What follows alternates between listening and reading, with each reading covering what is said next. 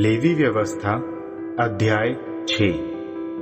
यहोवा ने मोशे को कहा, जब कोई व्यक्ति पाप करे, यहोवा के विरुद्ध विश्वासघात करे तथा अपने पड़ोसी द्वारा सौंपी गई धरोहर अथवा सुरक्षा के संदर्भ में उससे छल करे अथवा उसे लूटे अथवा अपने पड़ोसी को सताए अथवा उसे कोई खोई हुई वस्तु प्राप्त हुई हो और वह इसके विषय में झूठ बोलकर झूठी शपथ खाए, यानी इनमें से किसी भी कार्य को करने के द्वारा पाप करे, इसका प्रावधान यह होगा, जब वह पाप करे और उसे इसका एहसास हो जाए, तब वह लूटी गई सामग्री अथवा वह जो उत्पीड़न से प्राप्त किया गया है अथवा जो धरोहर उसे सौंपी गई थी अथवा जो खोई हुई वस्तु उसे प्राप्त हुई थी अथवा किसी ऐसी वस्तु के संदर्भ में जिसके लिए उसने झूठी शपथ खाई थी, उसे इसकी पूरी भरपाई करनी होगी और उसे इसका 5वां भाग अतिरिक्त देना होगा।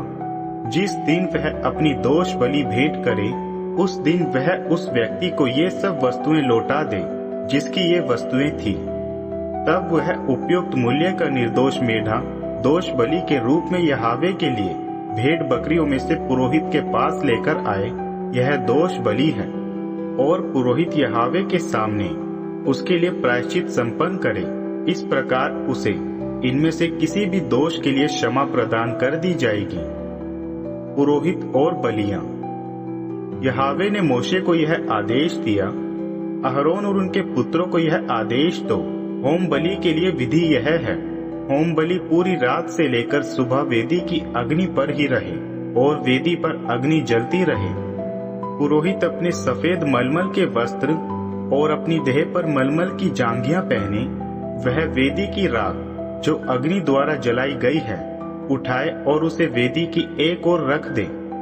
इसके बाद वह अपने ये वस्त्र उतार दूसरे वस्त्र पहने और राख को छावनी के बाहर एक स्वच्छ स्थान पर ले जाए। वेदी पर अग्नि जलती रहे, यह बुझने ना पाए, किंतु पुरोहित हर सुबह इस पर लकड़ियां रख दे, इन पर होम बलि को रखे और इस पर मेल बलि के चर्बी वाले भाग को अग्नि में जलाया करे। वेदी पर अग्नि लगातार जलती रहे, यह बुझने ना पाए। अन्न बलि। अन्न बलि के लिए विधि यह है, अहरोन के पुत्र इसे यहोवा के लिए वेदी के सामने प्रस्तुत करें। उनमें से एक पुरोहित इस अन्न बलि में से एक मुट्ठी भर आटा, तेल तथा इस पर रखे सारे लोबान को ले और इसे वेदी की अग्नि में जलाए। यह यहोवा को स्मरण बलि के लिए भेंट की गई सुखद सुगंध है। इसमें से जो भाग बच जाए, अहरोन और उसके पुत्र उसका इस्तेमाल करें। इसका इस्तेमाल पवित्र स्थान में बिना खमीर की रोटी के रूप में किया जाए। उन्हें इसका इस्तेमाल मिलन वाले तंबू के आंगन में ही करना है। इसे खमीर के साथ पकाया ना जाए। मैंने इसे उनके भाग के रूप में अपनी होम बलि में से प्रदान किया है। यह पाप बलि तथा दोष बलि के समान परम पवित्र है। अहरोन के पुत्रों में से हर एक इसका इस्तेमाल करे। यहोवा को भेंट की गई होम बलियों में से तुम्हारी पीढ़ियों के लिए यह हमेशा की विधि है। जो कोई इन बलियों को छुएगा वह अपने आप पवित्र हो जाएगा।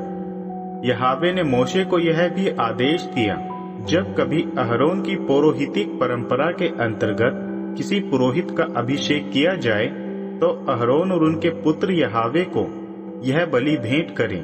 उस बलि में नियमित अन्न बलि के रूप में सबसे उत्तम 1.5 किलो आटा भेंट किया जाए, आधा सुबह और आधा शाम को। इसे तवे पर तेल के साथ पकाया जाए। जब यह पूरी तरह पक जाए, तब तुम उसे लेकर टुकड़ों में यहोवा को सुखद सुगंध के रूप में अन्न बलि चढ़ाना। उसके पुत्रों में से उसके स्थान पर पुरोहित अभिषिक्त किया जाएगा, वह उस भेंट चढ़ाए। यह यहोवा के लिए अग्नि में जलाई हुई हमेशा की विधि के रूप में भेंट पूरी अन्न बलि भेंट हो। पुरोहित की हर एक अन्न बलि यह पूरी तरह से जलाई जाए, इसको खाया ना जाए। पाप बलि। यहोवा ने मोशे को यह आदेश दिया, अहरोन और उसके पुत्रों को यह आदेश दो, पाप बलि के लिए विधि यह है, जिस स्थान पर होम बलि के लिए निर्धारित पशु का वध किया जाता है, उसी स्थान पर यहोवा के सामने पाप बलि के लिए निर्धारित पशु का वध किया जाए। यह परम पवित्र है। इसको वही पुरोहित खाए जो इसे पाप के लिए भेंट करता है। जरूरी है कि इसको सिर्फ पवित्र स्थान में ही खाया जाए, मिलाप वाले तंबू के आंगन में ही। जो कोई इसके मांस को छू लेगा वह पवित्र हो जाएगा। यदि उसके रक्त के छींटे किसी वस्त्र पर आ पड़े तो जरूरी है कि इसे किसी पवित्र स्थान में ही धो दिया जाए। मिट्टी के जिस बर्तन में इसे पकाया गया था उसे तोड़ दिया जाए। यदि इसे पीतल के बर्तन में पकाया गया हो तो उस पात्र को रगड़ रगड़ कर पानी से धो दिया जाए। अहरोन के पुत्रों में से हर एक पुरुष इसको खा सकता है।